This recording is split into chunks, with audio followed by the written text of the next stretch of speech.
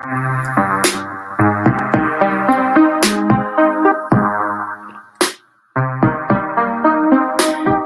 talks women share to be bold and take risks.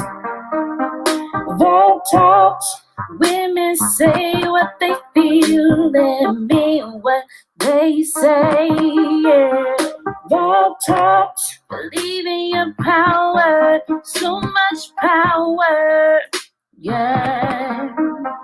Bold talks where women share, women share.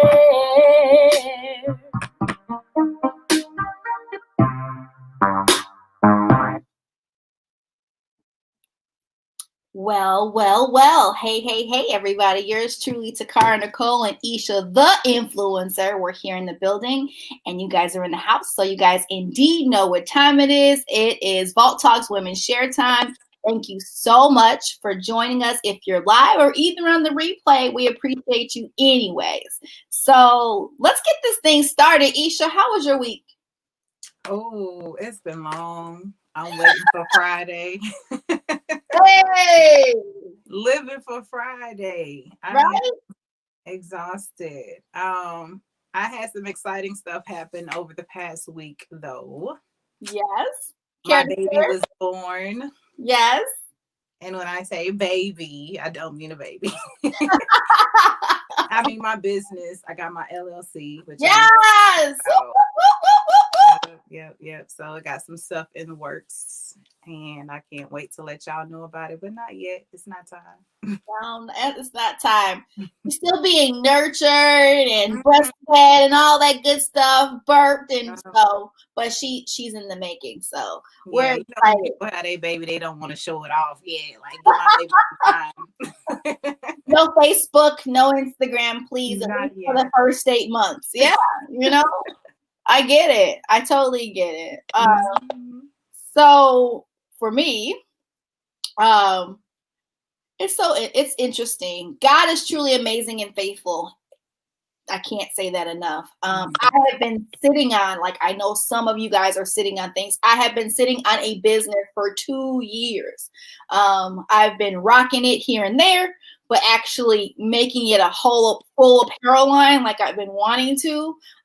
Just sitting there like March, I had the website done. I've been paying Shopify very faithfully since then. And so just really excited to share with some, but announce to many. Vault Life Apparel is officially in business.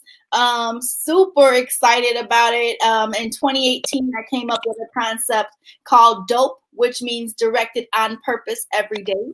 And so I literally took that and expanded the brand and added some other quirky, cool things to it. And so boom, here we are. Super excited about it. Right in time for Black Friday.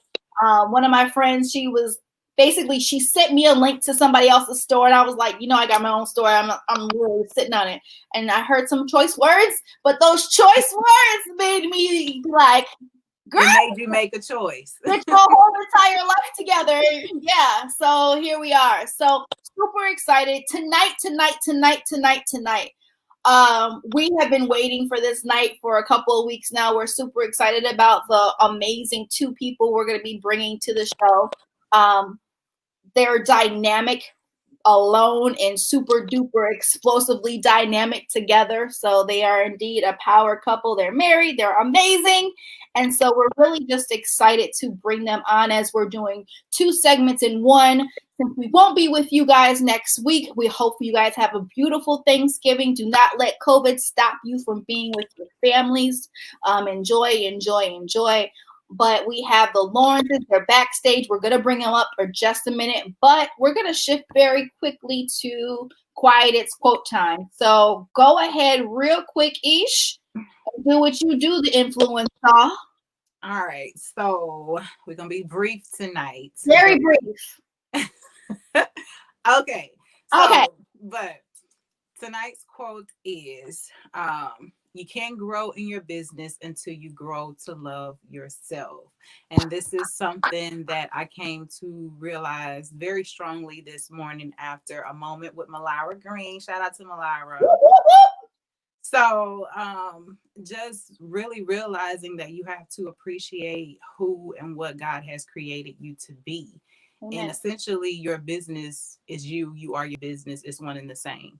Right. So if you are not living your life as at your full potential, your business doesn't stand a chance. So just really learning to love all of you, even the things that, you know, people bash you about, they don't like you for. That is what makes you who you are. That is what God created you to be.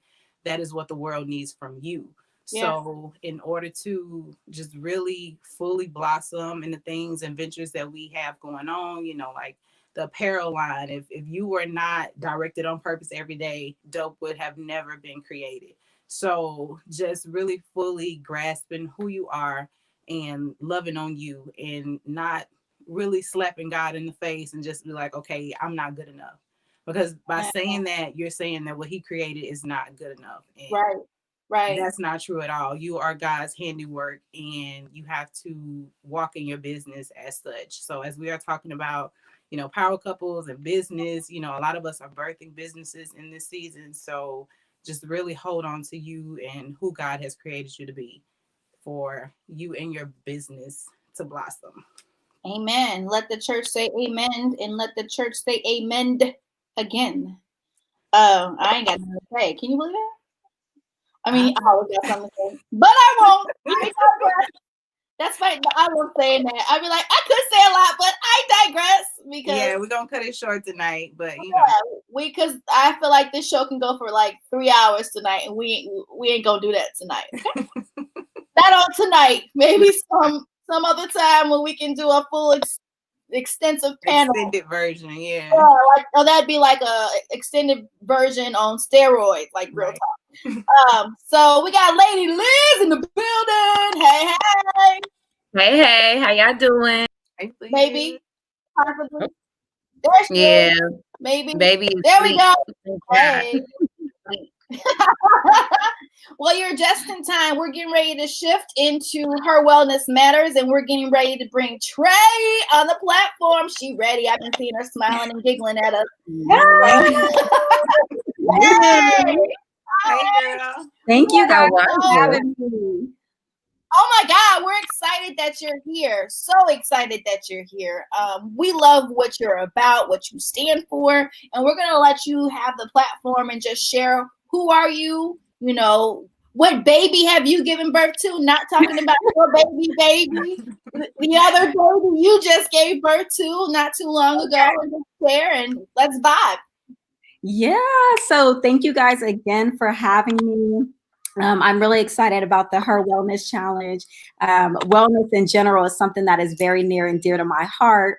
And so backtrack several years ago, after I had my first daughter, I went through just a spell of, you know, my body just wasn't right. And I was gaining a ton of weight. And first I thought, you know, maybe I'm just eating a little bit too much. You know, I was breastfeeding, you know, I was like, you know, okay, maybe I'm just doing too many snacks and stuff.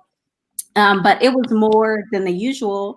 And then fast forward a few years, you know, ahead, I started, you know, we were trying to conceive a little bit to try to have another baby. And I started when I wasn't getting pregnant. And then when I was getting pregnant, I was having miscarriages. And this went on for like 2-3 years over and over.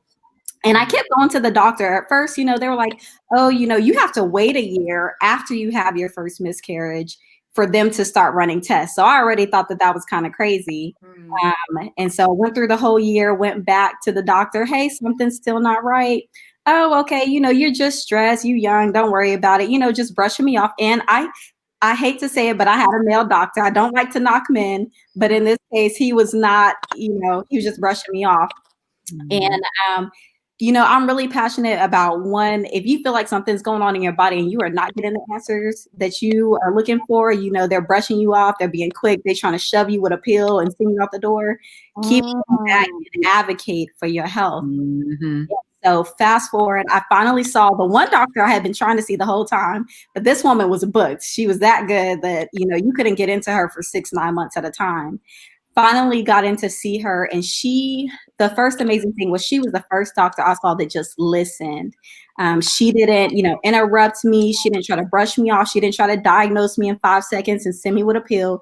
She just listened. And, normally you go to the doctors nowadays, they give you 10, 15 minutes and they're on their way.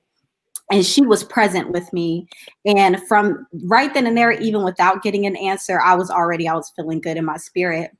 But she said, I think you have something called polycystic ovarian syndrome, which is something I had been reading about. And I thought that's what I had, but I wasn't sure. And then she said one of the things to me was that I physically didn't have the characteristics of PCOS. But, she still wanted to run the test. And we do the test, we do the blood work, and clear across the board from blood work wise, I had every single number was off the charts. And I was so thankful to the doctor. Like, she was looking at me like I was crazy because she was like, I just told you had a, condition. This isn't something to be happy about. But I was like, I don't know if y'all have ever been there, but when you feel like something's going on with your body, I mean, it literally can make you crazy. I mean, this was like 3 years of just really depression and anxiety. And so when you get that diagnosis, it was a sign of relief that, okay, now I know what I can do. I can take some steps and go from here. And so that was the biggest blessing. And during that time, I knew I didn't want to do the pill thing. That was just something that, a lot of people in my family are dependent on pills. And I don't think there's anything wrong with that. I just knew that wasn't for me. That wasn't a long-term action plan for me. And so I started doing research on different herbs. I took some herbalism courses, got a certification. And that really helped my body so much. The weight started coming off, the anxiety, the depression, the inflammation in my body that I was feeling. I mean, I felt so good. And then a year and a half later, I had, my latest child, little baby boy that came along. And then I gave birth to my newest baby, which you were talking about, which is Sol Hous Botanical, which is my tea line. And I am so passionate about this tea because it's all natural, organic. I keep everything because I'm all about my toxins. We're not doing none of that. But I really feel like these herbs were really critical in my path to healing, and not just the herbs themselves, but it was something about checking out in the middle of the day or at the start of the day or at the end of the day and having that cup of tea. It was like a little bit of meditation throughout the day. And that's where that came from. And that is my journey. Here we are. Man, oh God, that was amazing. It's huge. I mean, as women, it's really important to pay attention to your body. Mm-hmm. Very important. I mean, it's important for you guys as men as well. Women got a couple more things going on than y'all that we really have to pay attention to. And so, I'm thankful that you didn't give up and didn't say, you know what, I've been going to these doctors. Let me just take this pill. Let me just do this, do that. Just as a way to, say, you know what, I'm tired of trying to figure it out. Because sometimes as women, when we can't figure out what's going on with us, we'll just give in to these recommendations and then that'll be it. And just the holistic approach is so important, because these meds, we see the commercials all the time. Hey, you take this med, it gives you all this energy, and then here's the girl coming with all the long side. It may put you in the mental institution. They may give you this, and they may give you that. She's going on and on. You're like, I'm good. I'm straight on all that. And I joke about it, but it's a real deal. And it's an industry that makes tons of money off of people, especially our African-American community that know no better, do no better. Let me pop this pill, even if it means that I'm popping 10 of them. At least I'm here, I'm vibing, I'm alert, I'm conscious of things. And so this new wave, I like to call it the millennial wave of doing things. We question a whole lot of stuff. We're not taking things. We're like, I'm going to Google that. Oh, please. You can hold that, all that stuff there. Hold on. Let me do my research. Siri. Right. Love me some Siri. Right. Real quick. You got to be careful about misdiagnosing yourself or getting to a place like, oh my God, and get all emotional about it. But it's very important. We definitely don't back down, that's what I love about the millennial generation. We're very big on, let's do research for ourselves to get this information. and we pay attention to our generations, period. Those people who've gone before, what mama did, what they did, who had diabetes, what they did this. And we're like, even if it costs me more, because for whatever reason, holistic practice is not covered by insurance. Yes. So you got to figure this stuff out on your own. Because that's the opposition. That's why it's not covered by insurance. Right. There's too much like, right. We're allowing the pharmaceutical companies to make tons of money. That's their whole plan. So yeah. But share with us a little bit about what was the process like even making your tea? Because I can only imagine, trying to figure out, what works, like how it doesn't work and all those different things. So, because I'm sure there's somebody out here that loves herbs just as much as you do. And they're probably sitting here like, okay, she did it. I can do this thing too. Okay, let me hear her story. Yeah. So one, I mean, it was a lot of Google, us millennials on the Google. And so I really just started with that, Googling like, okay, herbs that are good for one. I was really looking for things that were specific to women that have PCOS. Because one thing with women that have PCOS, we tend to have insulin resistance, and we have a lot of characteristics of women that have diabetes. So I was kind of comparing and contrasting the two is, okay, what's going to help me balance my hormones? And then also too, what's also going to help with the blood sugar part of it, because that's also critical to it.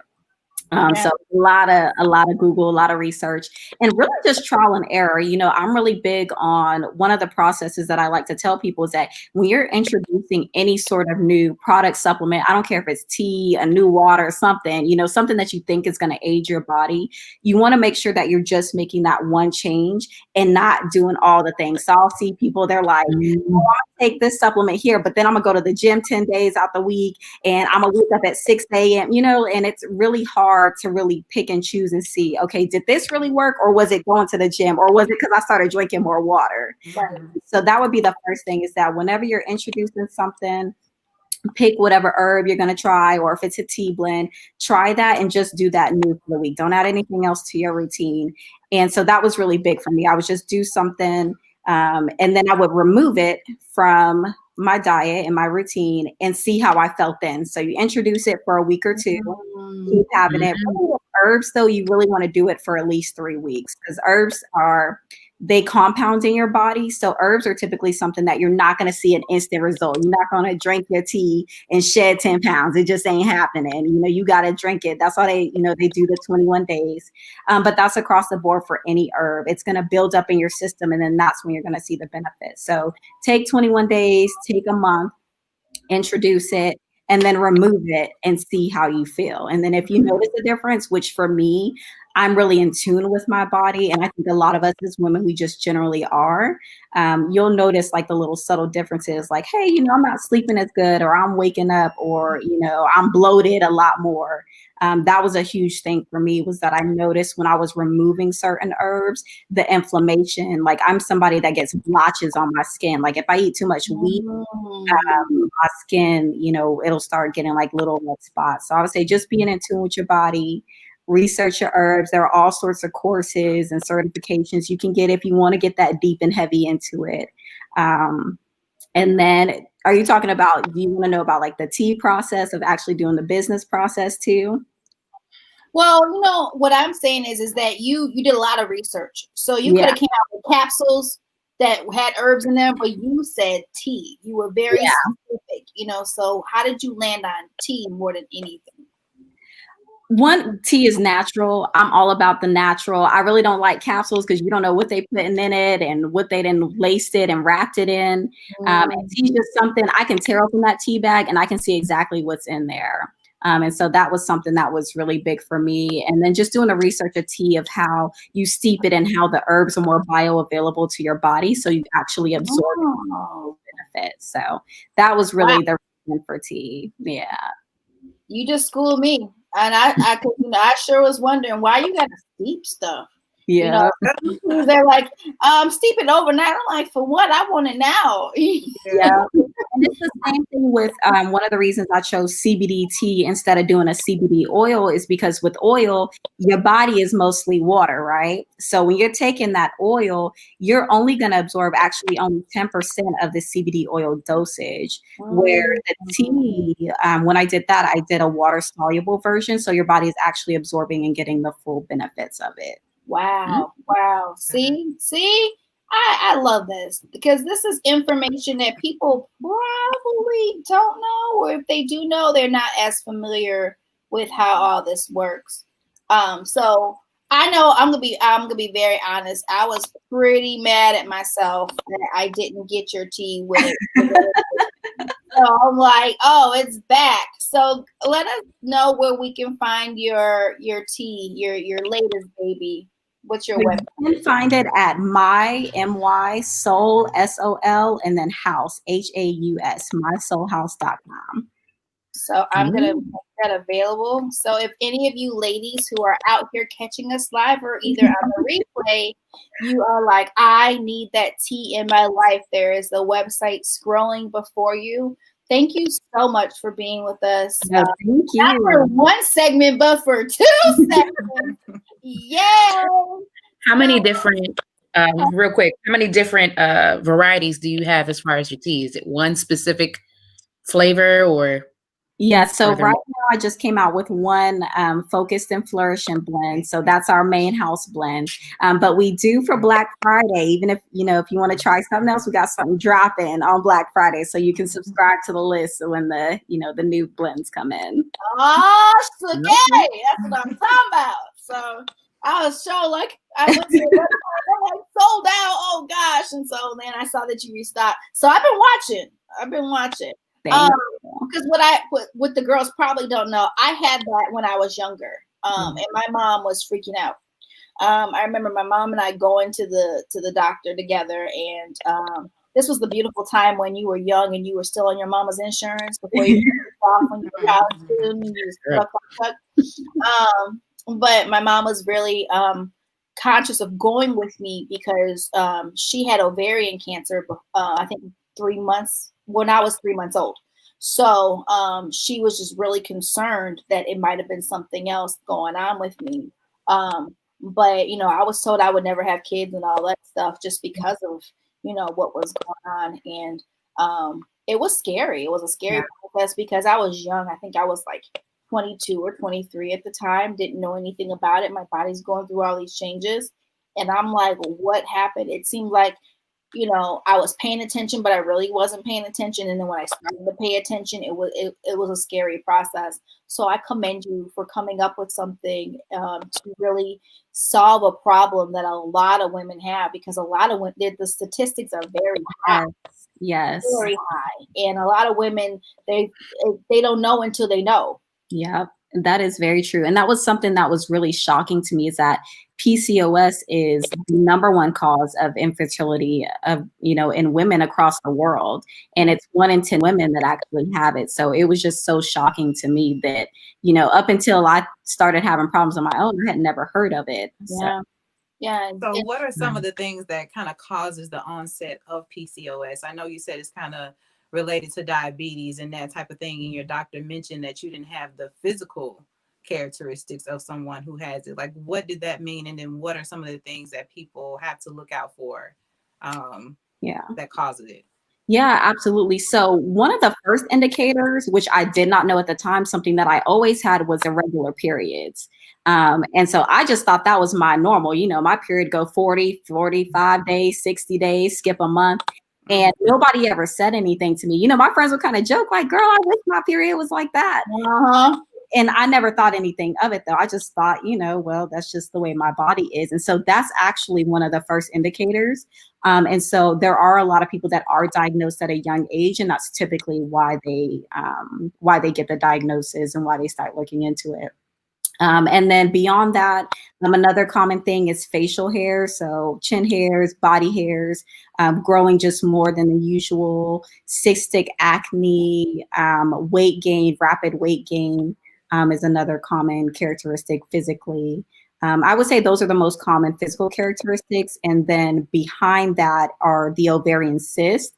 And so for me, I was overweight after I had my daughter, but I wasn't the category that they consider where they would think that I had PCOS. But inside my body internally, what was going on was my blood work was off the charts. And then when they did a scan of my ovaries, I mean, it looked like a bowl of popcorn. It was it was just completely covered in cysts.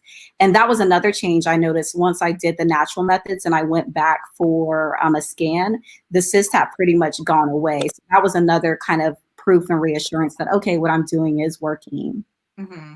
Yeah. So how does your diet play a part in your, I guess, healing? Yeah, so I'm very anti-diet. I am very big on just lifestyle and I do the 90-10 method. So 10% I'm gonna eat what I want, enjoy life. But the 90% of the time, I'm just making sure I'm filling my body up with as much good stuff as possible. So that means eating as many vegetables. My family, they tired of these kale salads, but I'm not gonna stop because it's good for us. And then, so I do like a lot of salads, lots of greens. Protein for me, I've done the vegan thing. It doesn't work for my body. I actually had terrible inflammation when I went vegan. So for me, I still eat meat, moderating high carbs, so moderating like white potatoes, white bread, white rice. I still eat it here and there. And sometimes I'll get creative because sometimes I don't really like brown rice. I'm not really a fan. So sometimes I'll do like a half mix of like white rice and brown rice. So that way I'm still not getting the full load of eating white rice. But I would say I follow more of like a low glycemic type of lifestyle. So just watching foods that would spark my blood sugar. So. Right. Okay. Wow. So someone with PCOS who hasn't had, or someone who doesn't have PCOS can consume your tea.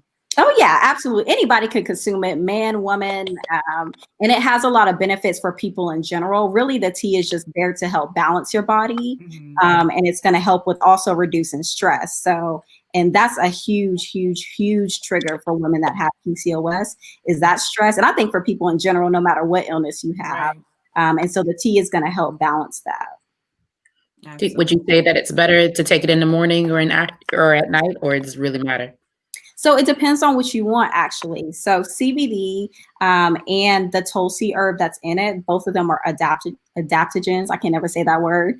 But so essentially what happens is it's going to adapt to your body and your natural circadian rhythm. So, and if people don't know what your circadian rhythm, that's just the time you sleep and the time that you're awake. So if you're drinking the tea and you're looking for more focus and alertness, you need to drink it during the time when you're alert and you're awake, and it's going to help you give you that sort of energy. If you want a deeper sleep and calm, take it at nighttime when you want to rest, and it's going to adapt to your body and enhance your natural daily activities. So, and I always tell people, like, don't, if you're naturally sleep at night, don't drink the CBD tea. If you got a paper to knock out, it's gonna push you out, you knocked out. So. And there's no harm in taking it day in and day out. No, for legal reasons, I can't say fully across the board, but no, you can research, I will send you all the PubMed articles. If you have questions, I got research for you. All right. I'm sorry. I'm a fool. My bad. That's hilarious. But yeah, so I get it. I'd be the one to take that at night because I don't sleep. I am team no sleep. Yeah. I'd be up at 3-4 o'clock in the morning all day. Well, Trey. Yeah, I know. We both be on the IG stories like, are you still up? What you doing? All right, we're gonna first of all, thank you so very much for sharing a whole wealth of knowledge. You guys, you definitely know she knows her stuff, so it's very refreshing to have all this information in one place. And make sure you check out our website that's scrolling below. Pick it up for yourself, or maybe Christmas time's coming, somebody that that deals with these issues and all that amazing stuff. So thank you so much. Thank you. All right. I see my brother in the background, head bobbing on the phone, putting in look at his head bobbing. I can't with him. Let me bring him up. What's happening? Together. We're going out. family. This is family right here. So, Levi, welcome back. We're happy to have you. Thank you. You got I your just want to partner in say, crime with I know she looking there, looking beautiful, looking like a, you know what I'm saying, looking like a goddess. You know what I'm saying, like a meal. But I did want to say this before we get started. Watching y'all it's amazing because I don't think y'all ladies understand what what y'all are doing. Y'all are showing that little young girls of all flavors, within the chocolateness of chocolateness can do great things and can wear hairstyles the way they want to wear hairstyles and still be respected of the highest caliber. Y'all are amazing. And I just, y'all deserve all the praise and the love and all the awards that could be given. Just all that. Thank you. you. So Thank much. you. We appreciate that. See, listen, we do. A lot goes into making Vault Talks happen. It really does. And so I'm just thankful that I got a crew that be like, all right, T, let's go. Whatever we got to do, let's get it. And, what I love about these two sisters right here, we don't fight. We laugh and cry more than anything at one another. Have all kinds of back talk conversations, and we be, texting in our group. We be texting about business, and then goes on to how the baby doing and what's going on in the business. And so I'm just truly thankful that God has blessed me with a tribe of people around me to be able to really push this out, because this takes work, and they are so. Man, whatever you need to, we got you. Those are their words. I hear it all the time. And so it's a blessing, because when you have a vision and people come aside your vision and make it theirs, it's golden. Yeah. It's golden. And I do the same for them.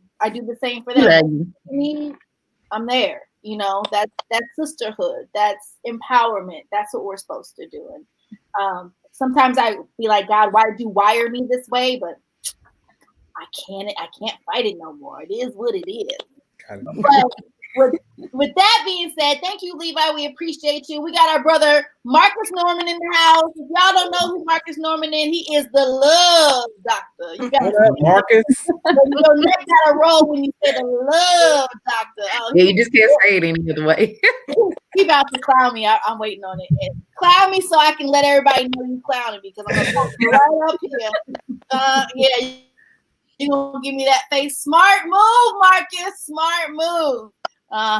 He's blushing tonight. But let's get into this. He said, she said, they share. We're super excited to have the Lawrences here with us. Power couple, millennial power couple, serial entrepreneurs doing their thing individually, and then together they boom, bam, pow, wow.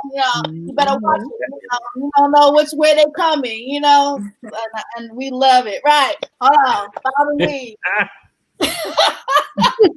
So we ready for y'all. So one of the questions that thank you, Marcus. It's a super dope show. Yes, it is. We are excited that you are a part of it as well. So with that being said, we're going to dive into these questions. Isha, why don't you start with your question first? Which one? Okay, so let me see which one I want to ask first. Well, let's get right into it. Trae, you kind of touched on it when you were talking about, your experience with your doctor and how the male doctor kind of just shunned you off and just, brushed you off, whatever. You're a woman, you go through the stuff. Yeah. So my first question is, are women discounted in relationships, especially when it comes to business and entrepreneurship? Like, are we seen as less than? Are our opinions respected, as they should be? What do you guys think? So I would say our opinions, we have to prove ourselves first, is what I would say. Mm-hmm. I think women, yes, we can definitely get to the point where we get all the accolades and, all the praise and everything. But I feel like men can step in a room and, just come in and start talking and, everybody's tuned in like, oh, okay, like that's what we doing. But I've noticed, when I've stepped in the rooms with, and it's all men, I gotta show a little more and speak up a little more and change my tone and, you know, adjust myself, improve some things before they'll be like, oh yeah, okay, let's see what she has to say. So Agreed. Come on, Levi. What you got for us, sir? Look, now y'all know I'm a lover and appreciation of all women entrepreneur, period. And of course, my wife, I've always given the praise to her being the reason why stuff is moving around, period. And I've said it before, Barack Obama wouldn't be president without Michelle. So everything is created or thought of by a woman in my eyes. Now, do I believe that they get the credit that they deserve? No, they don't get the credit that they deserve.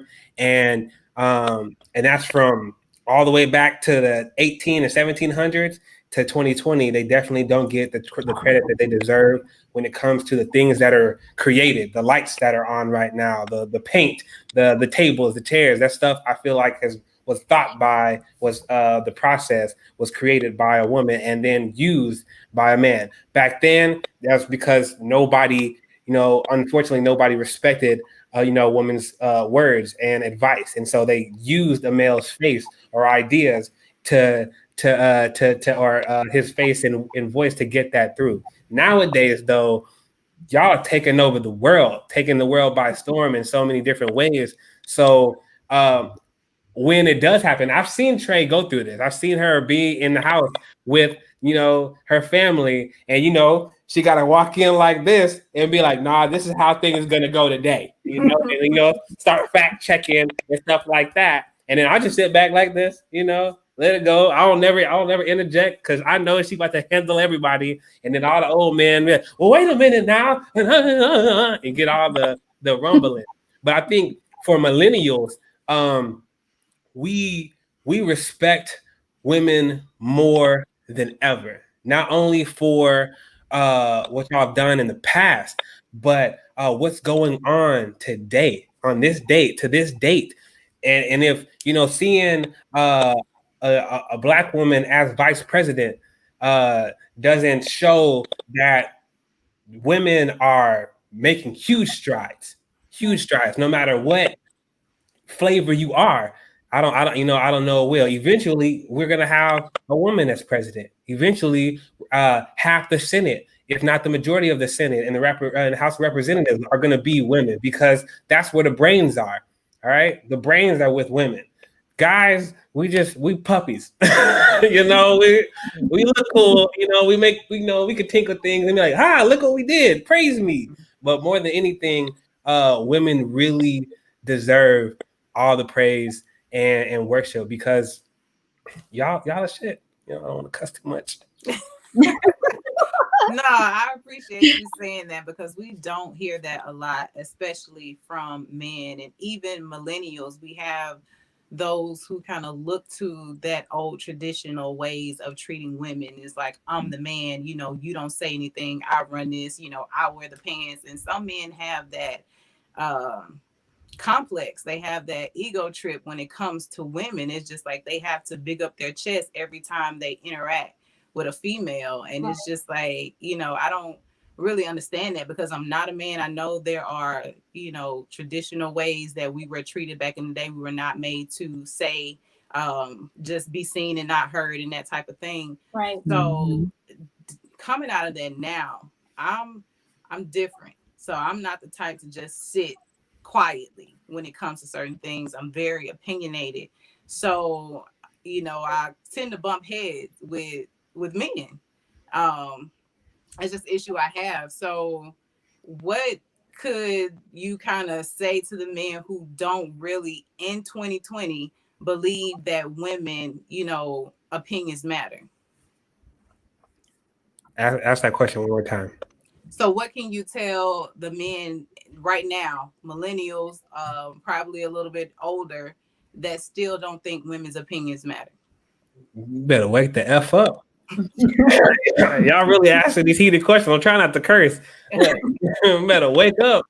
You know, I feel like if you don't think that a woman's opinions matter today, you not only will you never be successful, you're gonna be left in the dark for the rest of your life, and you'll mess around and be alone.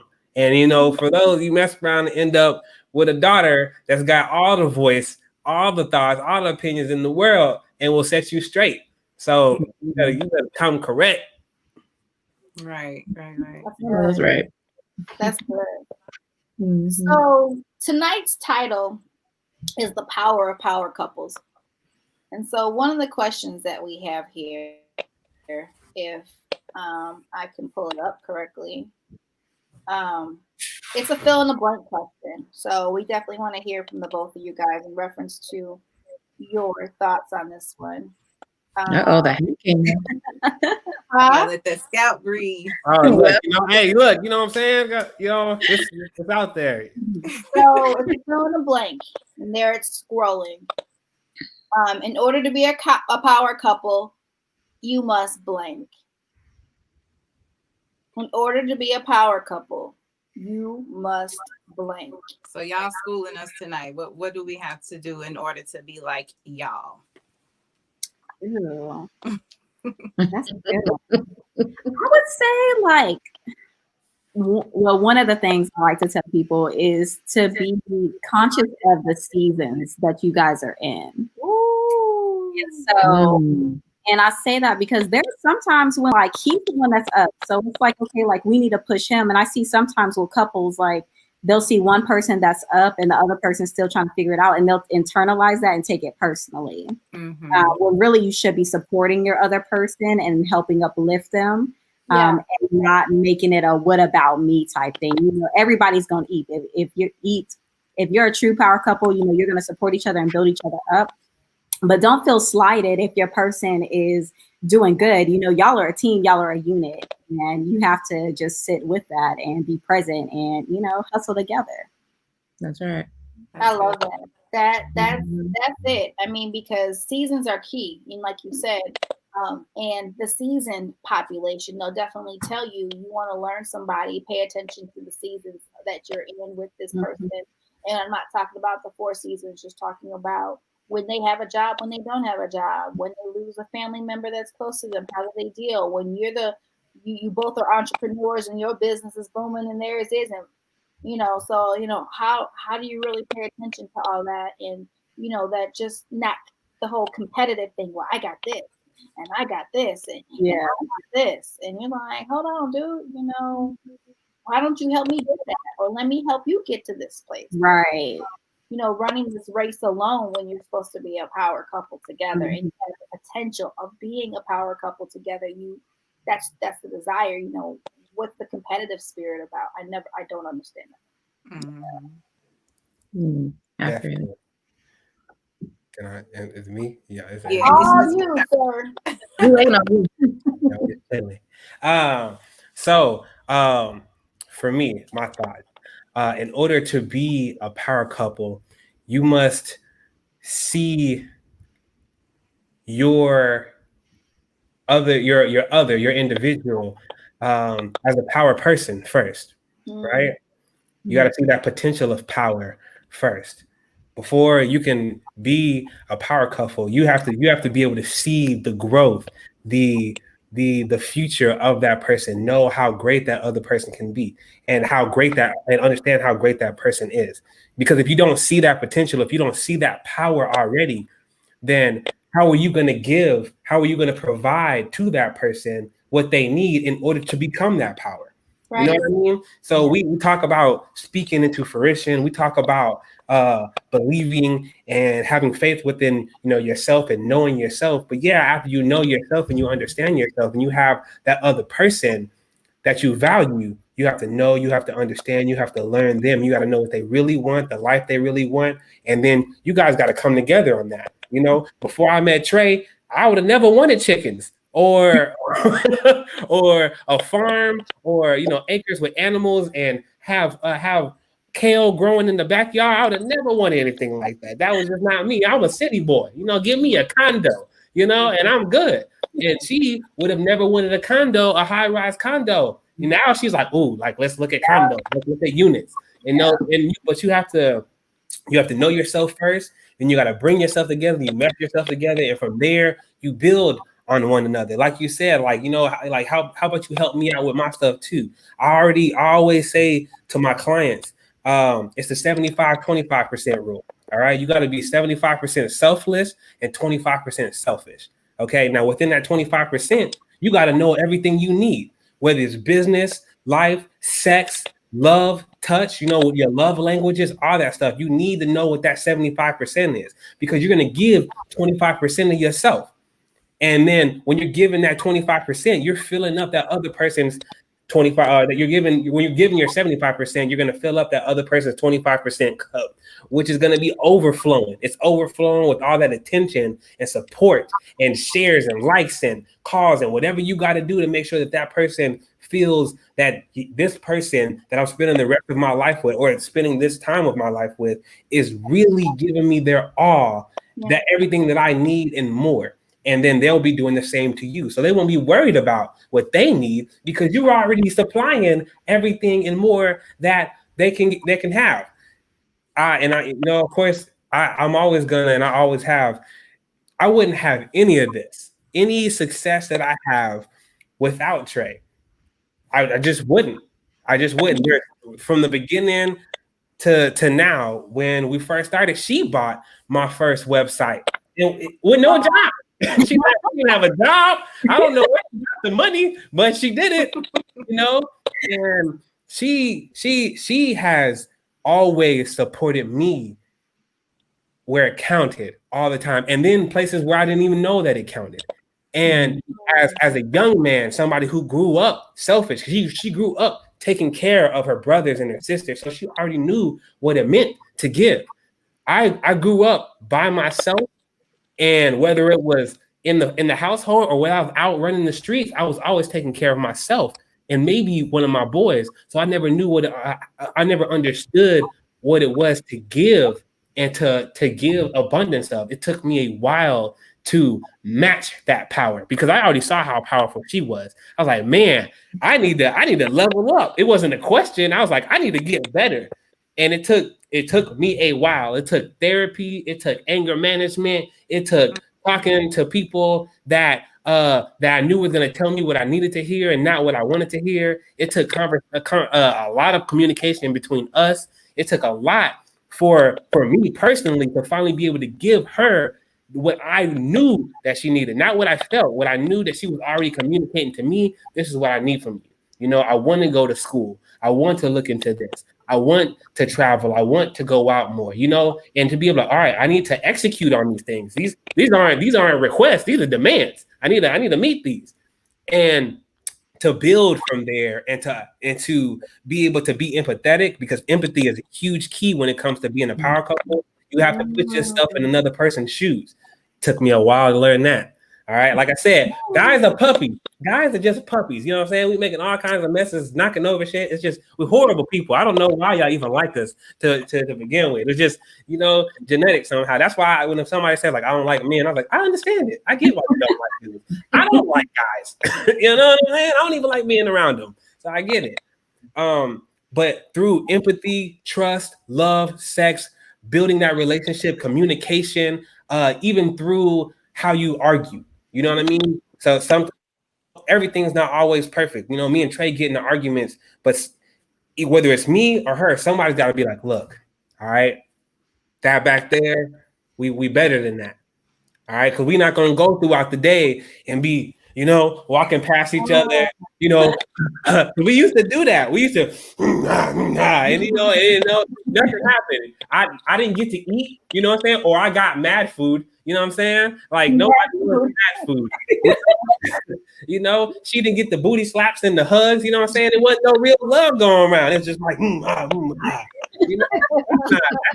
cup of material. You got to learn, and it just took us a while to understand what we needed. But when we communicated it and we paid attention, we were being observant, then we understood. And when we started to talk about our dreams and our passion, where she wanted to do, like she wants her own bed and breakfast. I know a lot of her friends don't even know that. And so to know that's in my book. I'm like, all right, once a bed and breakfast. All right, we're gonna make that happen, you know. And she was like, I wanna have a product line. I don't know what it is yet, but I want a product line. What happened? Next thing you know, we got Sol Hous teas. We sat down. She was like, well, what do you think about this? What do you think about that? And we sat there and we talked it out because I know what it feels like to be there for her because she was there for me when I needed her for the first, second, third, fourth, fifth company, whichever one I was building. And same thing with her companies that she had that she doesn't even want to give credit to, like Ari Sweet Eats. Nobody knows about that. Nobody knows about cooking slop. Nobody knows about food raw. Nobody knows about what's the other one? Protein and coffee or whatever it is. Nobody knows about 21 West and Co. They don't know about any of these things. Really? That's how you feel? These are all before the moneymaker, which was the virtual switch. The virtual switch was the one that boom boom. She was making more than me, and I was still in the military. I was like, "You making $5 racks? When you started this month?" She's like, "Oh no, you know, I've been whipping and whipping." I was like, "Hey, do it again," you know. And it's the build up, you know. I don't think, you know, they call Jay-Z and Beyonce the power couple of all, but in the beginning, nobody saw them as the power couple, and they still had their problems, but they handled it right. You know, they didn't have all their business out on social media. They handled it out. Even when stuff got out, they didn't talk about it. And then what they do, they made money from their problems. Lemonade. Yep. You know what I'm saying? They did what they had to do to make sure things was good. They out here moving around, moving and shaking. Can't nobody say nothing about them without their whole life being just destroyed. Why? Because that's what a power couple is. They take care of themselves. They protect each other, their house, their castle. They learn from one another and all that and more. Okay, I'm done. Oh, wait. Well, that's the Wall Talks. Yes. Thank you guys so much for coming. These other 4 questions we got on the table just went out the window. We're done. Where the theme show music at? Oh God. You said a whole lot, and what I really heard you say was that you did the work in order to be the man that you are. A lot of men, you know, y'all messed up. Like y'all be doing stuff. No, he know they puppies, so they have to be trained. So you said a lot. Like you said, you went to counseling, to therapy, to anger management, and I know that's something that a lot of men deal with, is like those anger issues, like I was talking about earlier, just that ego, you know, I have to be this and that, just because of the pressure that's put on men, you know, to be all these different things. And it could be overwhelming at times and confusing. And, you know, you feel like you're not living up to what you need to be or a certain standard. It can become frustrating. And then you have this other person that you're supposed to take care of, and then you can start lashing out on them when you're really supposed to be loving that person. So it can get hard. So I really, you know, think that a lot of men should follow in your footsteps in doing that work. If you mention therapy to men, it's just, that's foreign. You know, that's not something that they're willing to talk about or even consider. So just, could you kind of touch on how that affected you, like the importance of like getting that type of help? That's good. So the only reason that I actually got into therapy, got into anger management first, was because I was about to lose my wife. You know, Trae was about to, you know, she about to be gone. I was deployed. This is back in my I call it my sucky husband days, right?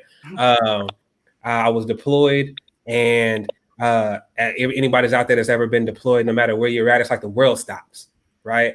And if you leave your family and your family is not built on a strong base, it is going to crumble, because you're going to argue, because you're not going to be able to understand why we can't talk at this time, or why are you drunk in the desert? You know, I don't understand. You know, there's questions and things and insecurities that came up because we're not built on a strong. We weren't built on a strong base. We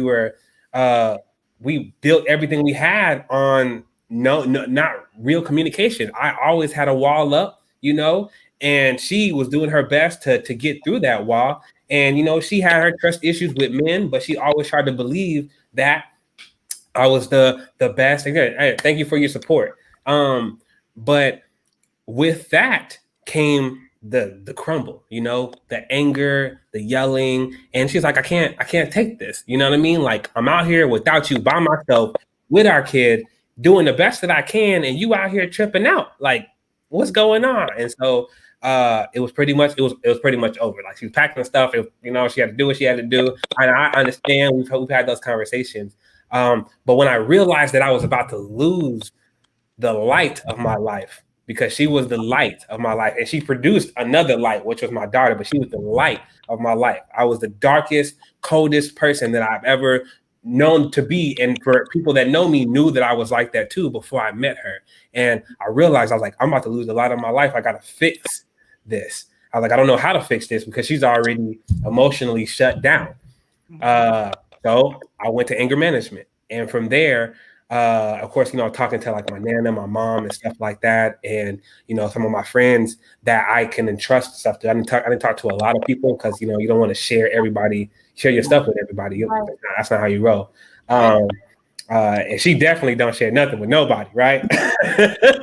So I was like, you know what? Let me get into anger management. Went to anger management, went through the whole 9. Something that they don't put on your file because they don't want it to affect your deployment and what you're doing there. You just got to do it on your own time. So I was doing 13-hour shifts, coming out, boom, anger management. Sit there with people, we talk, we yell, we cry, we scream, but you were going there for your family, not for yourself. And that was the thing for me. I was like, I need my family and I want to be better for my family. And I'm like, well, in order to fix your family, you got to fix yourself first. Mm-hmm. So from there, it was just really digging into what was wrong with me. Whether it was the issues that I had feeling alone, the issues that I had feeling like I wasn't really being supported, the issues I had with my mom, the issues I had with my dad, gang banging, all kinds of stuff that I was going through, the legal stuff, whatever, before my situation. I started to understand what made me happy. Yeah. That I wasn't giving any appreciation to. Was my wife, was my daughter, the things that I needed in my life. Business is something that I wanted, it's something that was fun. I love to do it because I'm a businessman. But what I needed was that light, which not a lot of people are not. A lot of Black men, they lose that light in darkness. You get too far away, and I can only speak as a Black man. You get too far away, from the light, and you don't know how to get back. So I got lucky enough to see that, and I'm like, all right, let's figure it out. So it came back, and she still was like, we'll see. She was on the fence. I was like, look, I really want to work this out. Of course, us being mad, we still, you still had to clap the cheeks. You know what I'm saying? It's been about 7 months. Still had to clap the cheeks a couple of times. So I if anything, I took that as a compliment, because if you didn't mess with me, the pipe, at least the pipe good enough. You know what I'm saying? You don't know I'm out here doing something. Tell them like it is. But I told her I really want to change and I really want to make this work. And so she's like, well, I talked about going to marriage counseling before and you weren't about it. And I wasn't. I was like, like any other man, especially Black men, I don't need counseling. But I was like, all right, let's do it. Let's make it work. So we get there, and I just knew, I was like, man, this guy's gonna eat me alive. I was like, but surprisingly, he was half and half with it. He was telling me stuff about my stuff. He was telling Trae stuff about her stuff. You could see it in her face. She was like, wait a minute, but but it was refreshing on both sides. And he put us in such an awkward situation because he made us communicate. He was like, I want you to stare at each other for 5 minutes without talking. Mm-hmm. Wow. And we had to look in each other's eyes, and for a minute, and just feel each other's energy. That was so awkward, because think about how much you actually look at the other person, but you're actually looking at their eyes. That right there was the first key. It was like, man, that real eye to eye connection, eye contact for a long time. You're looking into the soul. You're feeling the spirits. That's that's the windows to the soul, to the spirit right there. So when you're looking in, you see pain. You see, being scared. You see love. You see, anger, all that stuff. And from there, it started to go into how we wanted to talk to each other. From there, we had to remove the word "you" out of our vocabulary. So it wasn't like I feel like you, because that word "you" makes you defensive, right? You know what I'm saying? You get the Wakanda in, you like, hold up now, don't get to talking. So there was like, I feel like I need to figure out how we can have better communication when we're upset. And then it went from, I feel like I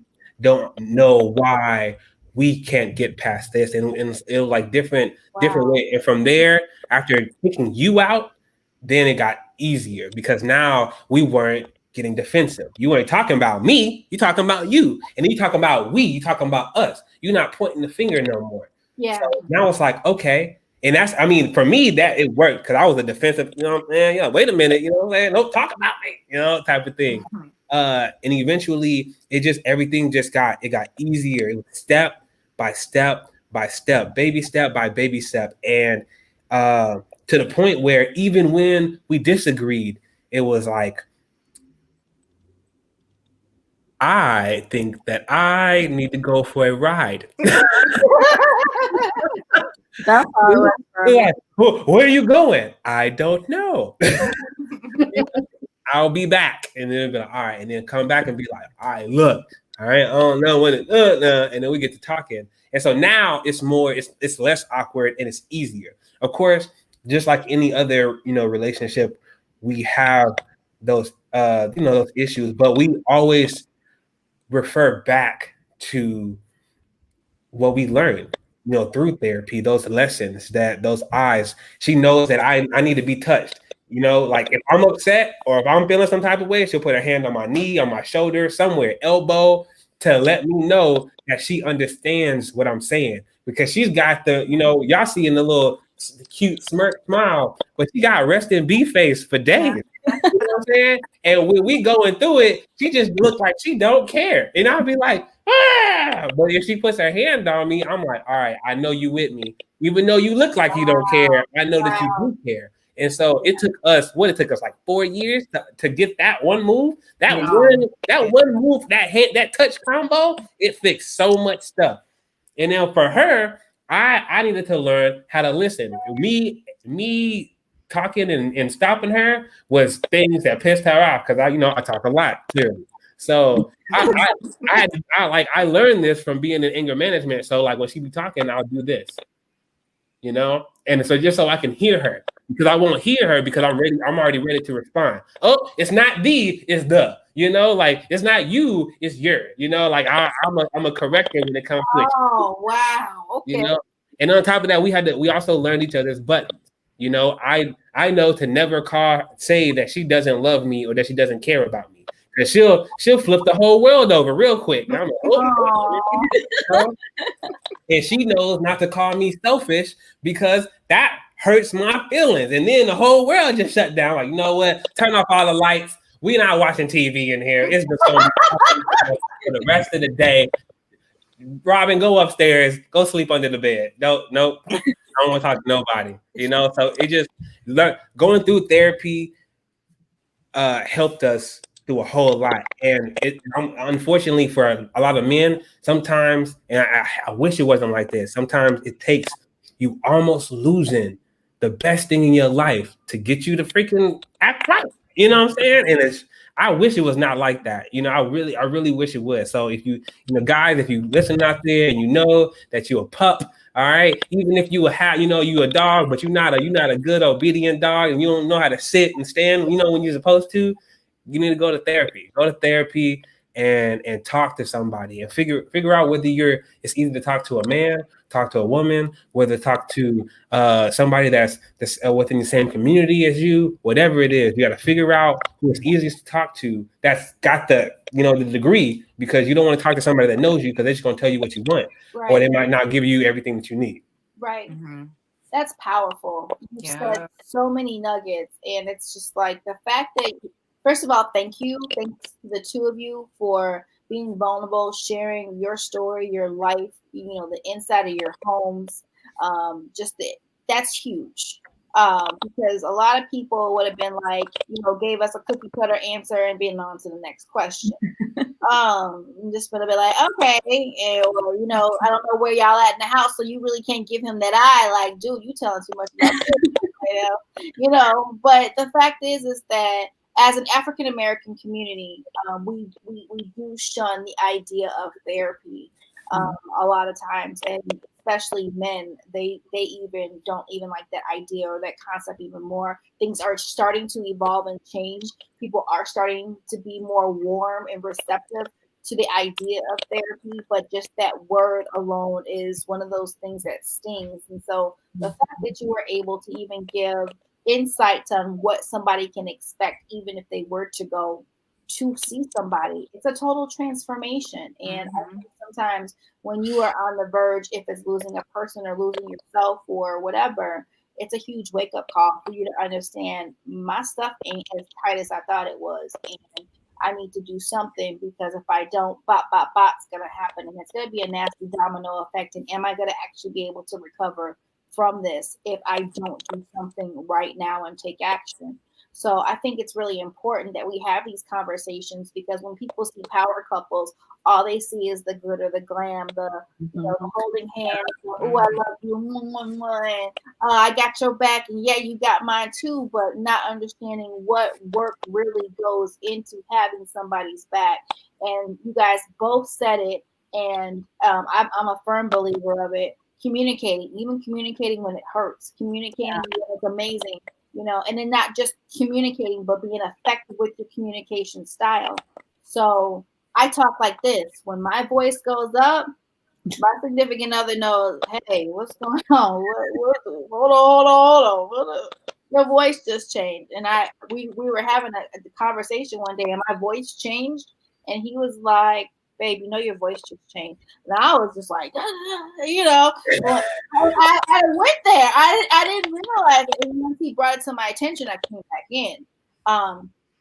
So yeah, being able to understand, like me, I've been in domestic violence relationships, so I don't like loud. Loud makes me shrivel up. It makes me not stand tall. It makes me feel some type of way just because of that abuse. And so I don't like loud. Even though I am loud, I don't like loud. I guess that's the best way to say it, since we do double words these days. That's a whole nother show for no whole nother. Loud coming from a man is a different type of loud. Oh, yeah. Absolutely. And like when you've been in that type of situation, it's terrifying. You really start to triggers are real. I'll say that and leave it right there. But thank you guys for sharing that. Liz, do you have a question that you want to throw on the table for the power couple? No, honestly, I mean, you guys are really amazing in all. You're teaching me so much in general, but also just being able to communicate that, to wear your heart on your sleeve sometimes, because at the end of the day, without breaking down those triggers, without breaking down those things that you're passionate about, because, you're passionate about something so hard, and then sometimes you kind of miss the whole point as to what you guys were even talking about. Yeah. So, I mean, I don't necessarily have a question. I just say, that right there is, it's very supportive. And also knowing that, you go above and beyond for that person. Because some people don't even know how to love themselves in that sense of accepting that love and beyond for the next person. So it's really just opening up and understanding that, what, someone's there to love you a little bit more than you love yourself. And it's okay. And it's okay. And, it's just all about accepting it and being open to it. And, and being able to tap into it and know that it even exists, because a lot of people don't even. So that's my 2 cents. No, your 2 cents are more like not 2 cents. Those are some major nuggets you just dropped. What I appreciate about the two of you guys is that you guys do you. and you can see that you guys are individuals as well. So sometimes when you see a couple that's powerful together, you see one that kind of hides behind the other, you know, and never really own the light that they actually walk in. And so I love that, because the thing is that you're an individual first. You know, to be able to embrace all of you, good, bad, ugly, or whatever, is really important. So when you guys come together, don't judge me when I get ready to say this. I kind of think like Captain Planet. You know, you got water, you got all these elements, right? When they all come together, it's like Captain Planet. And Captain Planet, he was pretty dope. You know, he's a hero. Captain Planet couldn't do. You know, so I kind of think about that when I think about, you know, couples coming together. You know, I'm my person. I am this individual. This is who I am. This is what I bring to the table. This is my table. This is where I sit. You're more than welcome to come sit here, just as I'm welcome to come sit at your table. You know what I mean? So that's really huge. But when we come together, it's this big, long 16-person table where everybody, you know, you need a butler to serve y'all, because you can't just, you know what I'm saying? That type of thing is what I think about, real talk. Because the thing is that when you can combine what you guys both do together and make it work, that's a power couple in itself. So it's not just, well, she got her business and I don't know what she's doing over here. I think she do this. What I love about the two of y'all, you know, and I'm gonna get you, Trae. You're gonna have to come back and talk about these 999 other businesses you got. It's okay, we good. But I love that Levi was like, well, then there's this one and this one and this one, and you know, you're involved. And that's huge. It's not just a showboat. You know, oh, my wife, oh, da, da, da, da. No, like, you intimately know who she is, what she brings to the table, how magnificent she is, and everything that she does, and vice versa. And that's powerful all in itself, especially, I'm going to say it again, especially in these times that we live in as millennials, because we are the ones that are taking this world by force. And to be able to be positioned and planted and know who you are, alone and together, that's a blessing. Yeah. Now we are competitive. You know what I mean? I don't want to take that away. You know, like we stand, like you said, we stand behind each other, and we you know, like she'll push with me when I need some help. She's like, boom, boom, boom, I got you. She'll get to sharing, shouting out, whatever she needs to do. I do the same thing. You know, so when Sol Hous came out, boom, boom, boom, hitting up people, you better buy some tea. You know what I'm saying? Don't be coming around. Don't call me for nothing unless you got some CBD on it. You know, like we do our thing, but at the same time, I be like, I bet you will make 10,000 before you make 10,000 this much. You're like, all right. If I beat you, I'm gonna buy the car. I'm gonna buy you a car, and then you gonna have to drive it, and then you are gonna take a picture with a thing saying Levi beat me. That's what I want. She's like, well, I'm gonna beat you, and then she get the barking, and then, you know, it's just, yeah, all right. She just get, I'm like, oh, let's go. Wow. You know, so we definitely have that friendly competition. Cause my best friend, you know what I'm saying? If anybody gets me, it's her. So, and she knows when it comes to making money, you know what I'm saying? I'm you know, I'm a competitor. So I'm like, let's go. What you gonna do? She's like, all right. Then she come out, you know, 4,000 with the teas real quick. She's like, oh, we go, huh?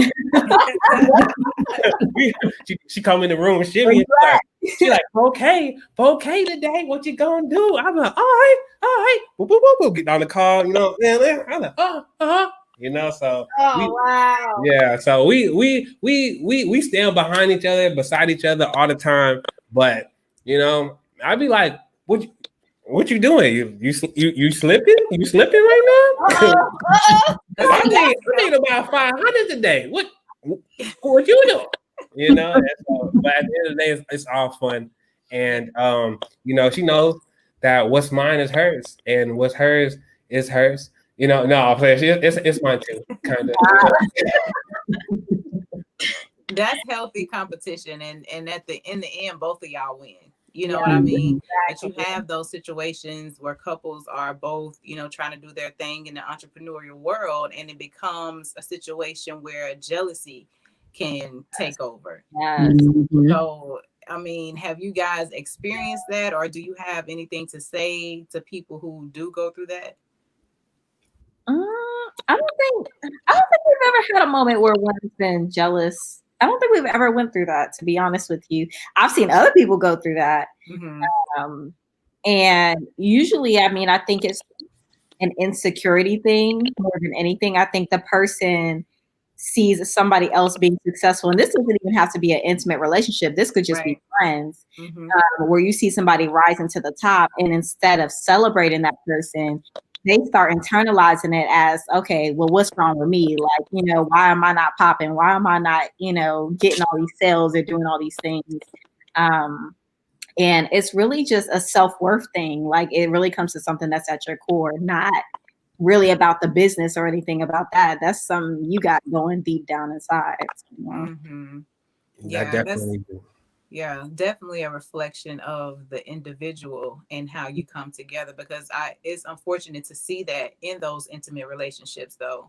It's just like, you know, you're supposed to be supporting each other, because if you win, I win, and vice versa. Exactly. But, you know, if it comes to a point where we're at odds because, you know, I'm doing better or vice versa, that can be an issue.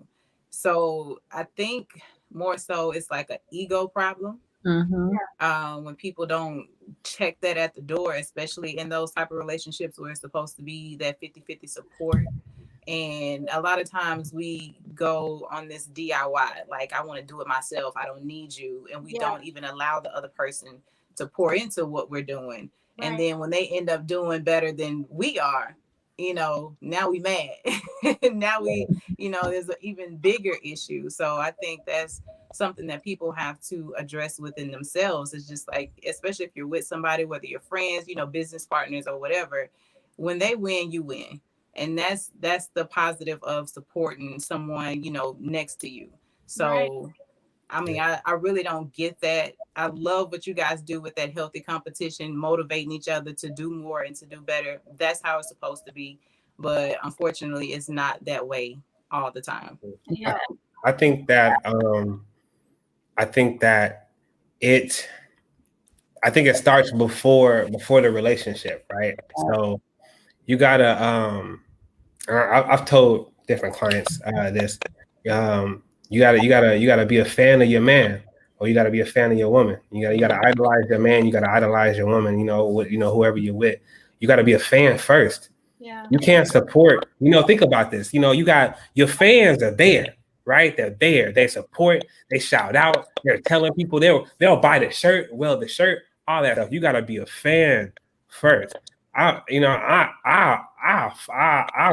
argue with her mama and say I'm her number one fan.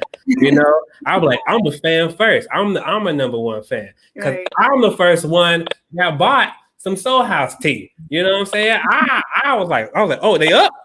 Purchase? I was like, gotta be the first one, number one, because you gotta be a fan first. You gotta know every single solitary thing about that person and what they're doing and why they're doing it, what their target is, who they're trying to affect. Because if you don't, then how are you going to share it? Why are you going to share it to your boys if it's not for your boys? You know what I'm saying? I'm not going to share Sol Hous to my boys unless they married, but they got girlfriends. I'm like, hey man, buy this for your girl. That's the only reason I'm going to do that. But if I'm going to target it, I'm going to target it right. If I'm going to rock it, I'm going to rock it right. Now, don't get me wrong. I like the Sol Hous tea. Put a little bit of lemon and honey in it, and I'll be sipping on it at night. That's just me. But I know that her target is mainly for health and wellness directed towards women.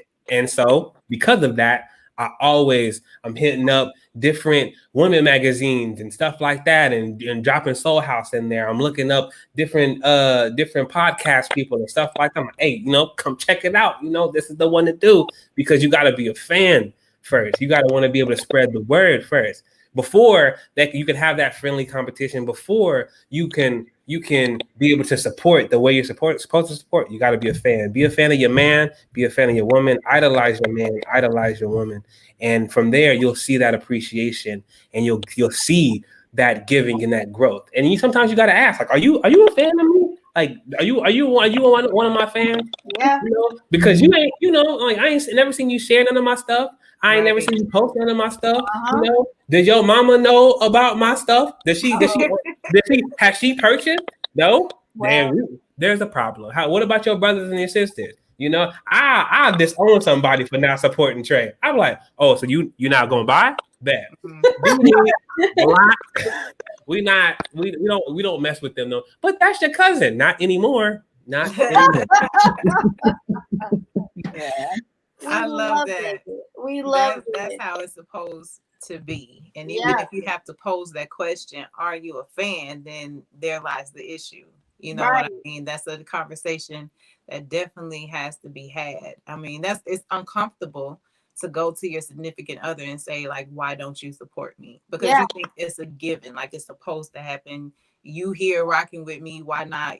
You not rocking with me all the way though. Right. So but I mean, if you have to have it, you have to have it. Yeah. You know, a lot of times people don't like to share. They like to be selfish with their significant other. I don't want to put you out there because I don't want you to have too much attention, but that's very selfish, you know, of people to do that. Like we were individuals before we came together. Right. And you and I both have a purpose and a mission that we have to fulfill while we're here. So why would you want to hold me back from doing that? You know what I mean? So it's just we have to check ourselves and our egos when it comes to being in these relationships. And a lot of times we don't even think about when it comes to relationship, but a lot arises, especially in business. And people don't think about that because we're just now getting into the era of entrepreneurship in the Black community as big as it is now. So this is something new. And that's why we don't have a lot of Black owned businesses, because that's, you know, new territory for us. We don't really understand business. We were not made to think that we could be business owners. Right. So now we are in this era. This is something new that we have to add to the relationship and to the Black relationship. And it's hard enough trying to sustain that. And then we add the business on top of it. So, you know, the things that you guys have shared is going to help a lot of people. And it's not just about the power couple when we're talking about, you know, community and the way that things are changing in our generation. Like this is something to be shared. This is something that is going to help a lot of people. Yeah, thank you guys, because so much, I'm definitely gonna have to watch this a couple times because so much was given, so much value, so much just being real and transparent. And a lot of people wouldn't have come to this platform and have been as transparent as the two of y'all have been. And all I'm gonna say is I really pray that 2021 is the year y'all come out with this book. Hey, look, y'all know we got an audiobook together, right? No. Yeah, I mentioned it. So, okay, well, tell me where I can buy it. All right, so you know what? I might have to just add another, do another a picture in the front. That way it's both of us. That way they know for sure. So it's called Breaking a Walk with Man, right? So and of course you'll see narrated by Ariana Trae, Sol Hous, and Levi Lawrence III. And it's a man speaking about everything that a man never speaks about. The struggles of marriage, being single and then finding the one and then getting married, the mistakes, the struggles of being a father, the struggles of not understanding how to be a father because maybe you weren't, raised with the love that you would have liked to be raised with. It's so much. She can tell you a lot, but it's a conversation, between the both of us. It's him sharing his journey but us going back and forth, like asking questions and having the conversation. It's one to listen to. Yeah. All right. Well, we got 5 stars. I'm just look, drop the link. I got you. That man. That's something that needs to get in the hands of marriage therapists. For real. Hey, look, to go ahead and share it. You know, y'all can always use the most. We can always use the most help. You know what I'm saying? No, that's right. Look, so wow, because the two of y'all, what y'all have is something that a lot of couples want and don't know where to start with that. I was talking to a really great friend of mine today, and she got me really good on some things, and she might still be watching, so I'm not. Oh, she's still watching. She just commented, God dog it. But she got me really good today. It's really great to have people in your life that get you real, real good when you need to be hit, slapped, punched, whatever, with a reality check on what you are doing and the potential that you have to go to the next level. So we were talking about something, and she was just basically, I told her what tonight's topic was, and she said so many people need this because they need to understand that their significant other may not be that supportive branch yet, but bringing them that awareness and bringing them how to, maneuver around whatever, barriers are in their way to really embrace their significant other so that barrier can be knocked down for once and for all, and they can come together as one on a whole nother level, So this book, I know I'll be listening to it. I know one of my girls, she just was like, link, please. Drop the link, please. Right. Because it's needed. And if we know anything about what's going on in our world, and we know, I don't like to give the enemy power, but I do want to say that the enemy does not like marriage. He does not like union. And as millennials are really growing up underneath different information, we have the power to shift what we've seen in previous generations to literally be those power couples. Now, we've had people who've been married for 50, 60 years. That's great. But we are in this wave of entrepreneurship. So this whole power couple thing is now taken to a whole nother level. And it really starts with the millennials. Mm-hmm. So the information that you guys are dropped just tonight, this book, whatever else you guys do to really nurture this millennial community is definitely going to be something that is going to be on the history books forever. It's legacy that you guys are building. Yeah. I like that. I like that. I can't with you, bro. I can't. Sis, I'm so glad you do. That's yours all day. Take it to the bank 49 times. All day. Hilarious, but he drops the real, and you do too, sis. So we appreciate the two of you guys together, the union that you guys didn't even, you're like, we're not moving from one another. We're gonna figure this out. And a lot of people would have been like, I'm out. Where the papers at? Sign them.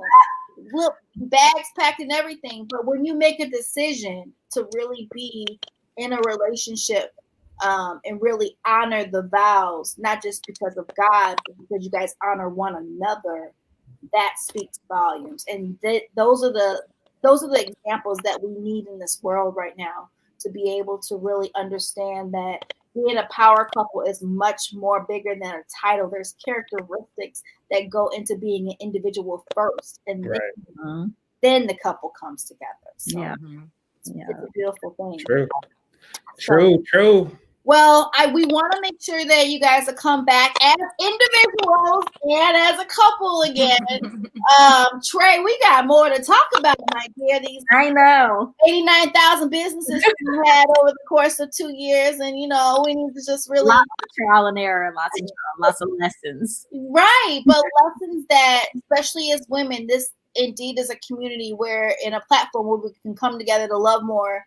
About and share more about matters that pertain to our world as women. Yeah. And just to be able to embrace each other as sister, no matter what flavor, as Levi would say, just really being mindful of women are powerful. And when we really come together and unify together, it's explosive.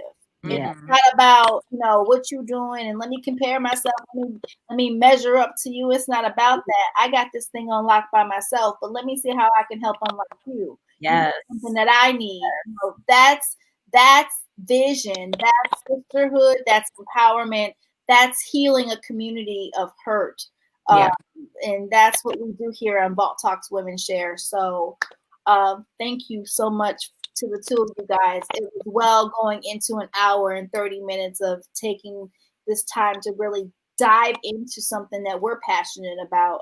Lady Liz and Isha, the influencer here, just really talking about what relationships look like, not just from the female perspective, but having that male voice.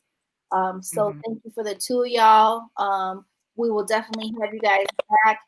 Any parting words that you guys want to share in 60 seconds or less? And I got the link, Levi. I'm going to pull it up right now. I just want to thank y'all for having us. You know, definitely want to come back and chat. I love the questions that y'all ask, because y'all ask real questions too. I feel like a part of the conversation is the person being open and transparent, but sometimes people be asking cookie cutter questions. So, Never cookie cutter over here. Yes, I love it. These questions definitely come from a vault. On vault. Indeed. We dig deep too, but we dig deep. You know why? Because we want this platform to be one where people can walk away and really implement something that brings change to their lives.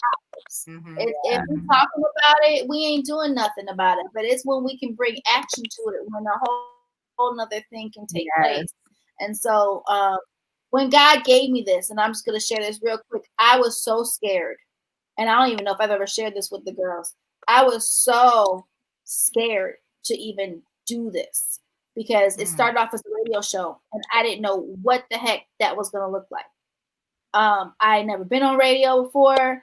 I didn't know that there was things that you had to do. I just found a guest and I just started talking. You know, that's where this is a long link, Levi. But I just started talking, and what I realized was that when I say vault, if you ever look at any of my logos, there's fire coming out of it. And what God gave me when He gave me that logo is just that we have fire within us, in our vaults, that needs to come out. And that's where Vault Talks came from.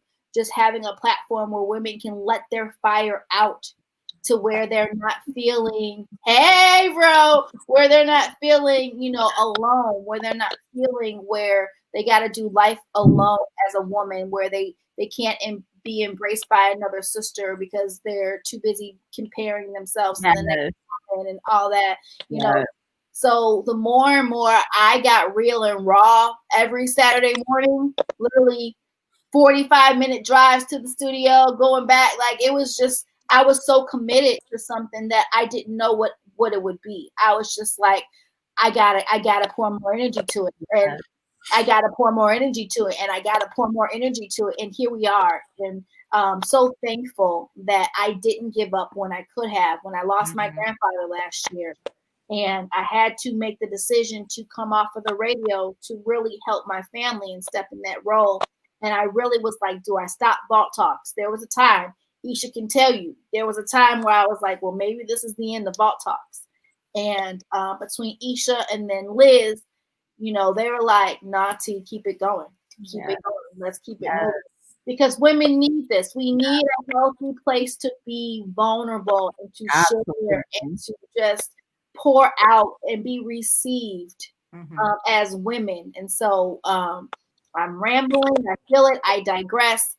Thank you so much for being here today. We appreciate you, Lady Liz, Isha. Do you guys have any closing words? Because I'm so full. This is vision coming to life. Every time we come to this platform, this thing gets increased even more. And so we're just thankful. Levi, what you said earlier, women coming together like this and just showing other women that it can be done.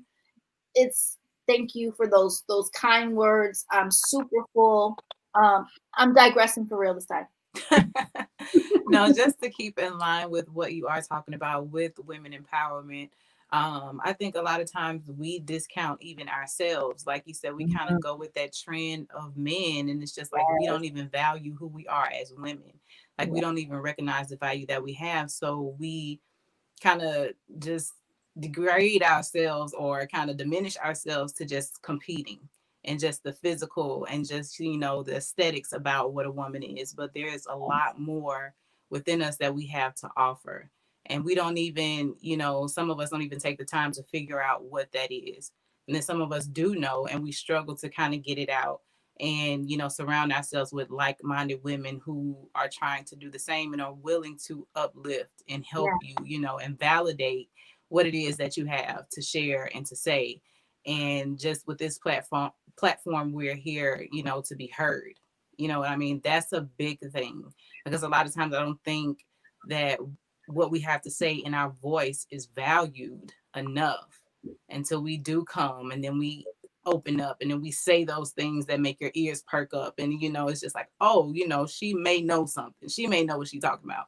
So just to have a place to kind of, express that, I'm grateful for it. And, I know it's helping a lot of other people. So that's all I have to say. Just, continue to know that we are powerful and empower one another. Amen. Lady Liz? Well, my little 2 cents that I'm going to put on that is just agreeing with these girls. We have a lot to offer the world, and we need to dig deeper within ourselves to really put that message out there. No matter how little or small you think that it may be, it's actually touching that one person that needed to hear it. So press on, keep on keeping on, and know that your life, it has so much meaning. You have such a story to tell out there. And the more you begin to tell it, the more you understand your story. So don't be on a hush. Don't feel as though you have nothing to offer, but to understand that what you have to offer is exactly what needs to be heard. And really live through that passion of knowing it and understanding it and living in it and being it and all those things that you can think about. Because once you're able to dive deep into that, and I'm in that place of diving deep into knowing that, just know that you're not alone. Yeah. There's so many other people that are around you, and you have to understand that it's just like this is where it's supposed. Like when your ears tingle, your eye twitches, and that gut and those butterflies start to swarm and whatnot. That's exactly what you're supposed to be doing. Yeah. That's exactly, you're right in your here and your now, and you need to be present. Just if you live in that presence and don't stay stuck on the shoulda, coulda, wouldas, but I didn't. Any of those. I'm a jokes, like I make fun of my life, because at the end of the day, like there's no point in crying. There's no point in wallowing in the hurt, because it doesn't take me anyplace. It doesn't put me anywhere. It only leaves me hurt by myself in a lonely place, wondering why I never moved on. So when you get to that point where you're just like over it, and you can now and understand that just because one person doesn't agree or see your vision, your eyes, your goal, doesn't mean that it's not meant to be there. Yes. So I think that this platform is definitely a place for us to like come together and understand. I've learned so much from all the different guests, from these women, and even you, Trae. Just I'm sitting here thinking like, that's true. I don't have my period on a regular basis. Right. Hold on. I've been abnormal all my life, and I've just accepted it. Yeah. And I'm just like, nah, and every time we get a test done, there's nothing ever wrong. So I am just, like flabbergasted by what you said. And at the same time, it's just like, oh, maybe that's the key to life right there. Oh, okay. So it's really something to dig in, and to have you here and other guests come up and show us and tell us, for those who don't like to do research, I am speaking of myself, okay, who don't like to do the tedious research that it is, but can take that information from another woman who understands it and can break it down into simple English form. Because some of that technical jargon sometimes can stray somebody away from really digging deeper and past all of that and really getting to the point at hand. So I think that yeah, this platform is needed. So very much, very much. So we're excited. You guys, thank you so much for tuning in. Those of you going to be catching it on the replay. Yes, we went over, but it was definitely worth every freaking second of it. We want to wish you guys a very happy Thanksgiving. We'll be back on the platform December 3rd for the Coaches Huddle. Make sure you tune in every first Thursday. The female coaches huddle together and we give y'all something good. So we're really excited just about everything that we do on Vault Talks Women Share. And we just want to thank you guys all for tuning in. And we out. Peace out. It's been one. One. I'm trying to end the show, maybe. There we go. We're officially done.